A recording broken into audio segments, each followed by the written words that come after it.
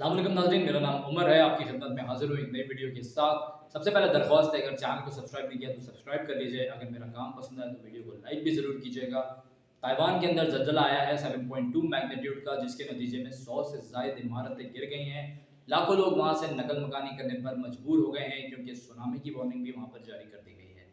उसी के साथ साथ 7 लोग हैं जो जाम बहक हुए हैं, और बताया जा रहा है सैकड़ों लोग इस वक्त ज़ख्मी हैं।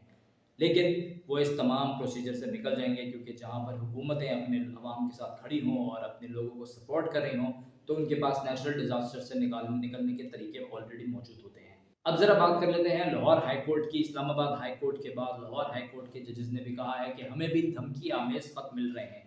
अब ये वो फिल्म चल रही है जिसका मेरे ख्याल में कोई एंड नहीं होने वाला, क्योंकि इसके साथ साथ जो हमारे काबिल एहतराम चीफ जस्टिस साहब हैं, उन्होंने भी कहा है कि मैं किसी किस्म की भी मुदाखलत जुडिशल कमीशन के अंदर नहीं बर्दाश्त करूँगा। बहुत ही एक अच्छा स्टेटमेंट है, और उम्मीद करते हैं कि ऐसा ही होगा। गैस के बिलों की ज़रा बात करें। गैस के बिल जो कि अब हज़ारों के अंदर आ रहे हैं, लोग बड़े परेशान हैं।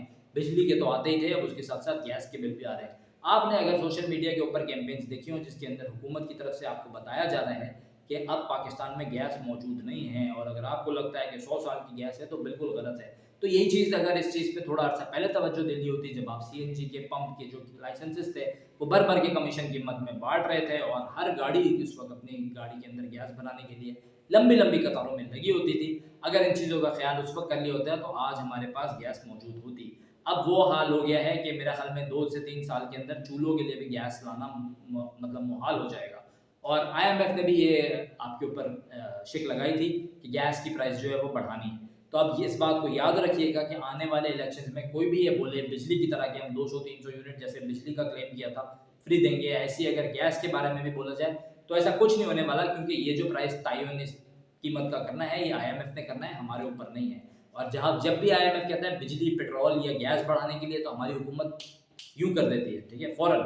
जब इनसे कहा जाता है कि अपनी मराद कम करनी है तो ये कहते हैं हाँ अभी सोचेंगे, अभी देख रहे हैं, वो टाला मटोली करते हैं। लेकिन अवाम पे जैसे ही बोझ डालना होता है तो धम करके डाल देते हैं। कहानियाँ सुनाने में तो हमारी हुकूमतें वैसे भी माहिर है। ट्विटर के हवाले से प्रोसीडिंग हुई, जिसके अंदर बताया गया, ट्विटर जिसका अब नाम एक्स है, उसके हवाले से बताया गया कि जी उसके ऊपर जो कंटेंट अपलोड होता है वो नेशनल सिक्योरिटी के लिए खतरा है। कच्चे के डाकू खतरा नहीं है नेशनल सिक्योरिटी के लिए, जो दहशतगर्दी होती है वो भी नेशनल सिक्योरिटी के लिए खतरा नहीं है, लेकिन ट्विटर खतरा है। ये कौन से पैरामीटर है मैं समझने से कासिर हूँ, इसीलिए इस चीज़ पे मजीद तबसरा करना मेरे हिसाब से बिल्कुल इलॉजिकल है, जैसे स्टेटमेंट इलॉजिकल है।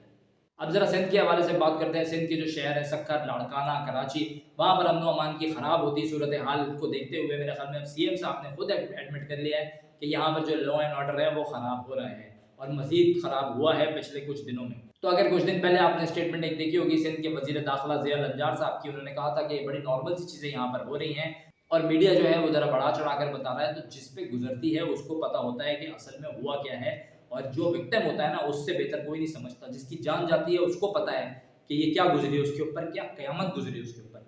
तो मैं इस तरीके के जो स्टेटमेंट्स हैं उनकी बिल्कुल भी हिमायत नहीं करता, लेकिन मैं लोगों से अपील करूँगा कि अब आपको कहीं भी निकलना है, बैंक जाना है, किसी मॉल जाना है, पैसे लेके निकलना है, थोड़ा ख़्याल रखें, रास्ता देख-भाल के निकलें, दिन के वक़्त अपने काम कंप्लीट कर लें। कोई ज़रूरी नहीं है कि आप ऐसे ही टाइम पे जाएँ, आधी रात को कार्ड लेके अपना एटीएम मशीन में, जब आपको पता है कि सूरत हाल क्या है, तो आप खुद भी सेफ्टी प्रिकॉशंस लें, क्योंकि अब आपकी सेफ्टी आपकी ज़िम्मेदारी है। और ईद आने से पहले-पहले तक इस तरीके के जो इंसिडेंट्स हैं उनमें इज़ाफ़ा ही होगा, कमी नहीं होगी। अब ज़रा बात करते हैं पीआईए की निचकारी की, जो कि अपने आखिरी मराइलों के अंदर दाखिल हो गई है, और अभी स्पेयर पार्ट्स बेचने का अमल जारी है। स्पेयर पार्ट्स बेचने का अमल वही है, जैसे घर के अंदर जब घर बिक रहा होता है तो हम जैसे जो लोग होते हैं वो देखते हैं कि यार रद्दी क्या-क्या बची हुई है, पुराना सामान क्या-क्या है, कबाड़िए को बुलाते हैं, सारा सामान अलाइन करते हैं और कहते हैं ले जा, अच्छी कीमत दे जा।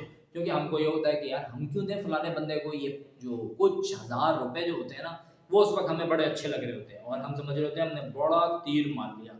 हमने यहाँ पे इदारे की निचकारी कर दी, इदारा दे दिया किसी और को, लेकिन स्पेयर पार्ट्स के अमल में हम अभी संजीदा होंगे। आई एम श्योर जो लोग कर रहे होंगे वो संजीदा होंगे। निचकारी में भी खैर संजीदा ही थे। तो अब आने वाले वक़्तों के अंदर मज़ीद ऐसे इदारे हैं जिनकी निचकारियाँ हुआ करेंगी, आपको ये खबरें भी मिलेंगी। चैनल को अगर आप सब्सक्राइब करेंगे तो हमारे पास से भी मिल जाएँगी। उसी के साथ-साथ अगर कुछ दिन पहले आपने देखा हो एयरपोर्ट हम अपने वैसे ही आउटसोर्स कर चुके हैं। तो अब हम इस मराइल के अंदर दाखिल हो गए हैं, क्योंकि हमको मज़ीद कर्ज़ा भी लेना है आईएमएफ से, जो कि हम 7 से 8 बिलियन अपने दिमाग में रख के बैठे हैं। उसके बाद क्या महँगाई का तूफ़ान आएगा ये अभी मुझे बताने की ज़रूरत नहीं है। लेकिन अगर ये कर्ज़ा आ गया, और ये अब कितना कर्ज़ा देता है आईएमएफ, तो उसके साथ-साथ जो गैस और बिजली की प्राइसें हैं ना, ये तो मतलब छप्पड़ फाड़ के जो निकल जाती है ना ऊपर, ये भाई फिर ये कंट्रोल नहीं होती, ये आप भूल जाओ, कोई भी बोले कि ये कंट्रोल होगी। तो आप जो भी कमाओगे वो समझ लो 70% आपका इन्हीं चीज़ों में चला जाया करेगा, बाकी के 20-30% में आपने कुछ खा पी लिया या अपना गुजारा कर लिया तो कर लिया। उम्मीद करता हूँ आप लोगों को आज का मेरा ब्लॉग पसंद आया होगा। अगर पसंद आया तो यहाँ पर जो है ना आपका जो मोबाइल पे सब्सक्राइब का बटन है ना वो दबा देना है और लाइक भी ज़रूर कर देना है। अल्लाह पाकिस्तान का हामी नासिर है।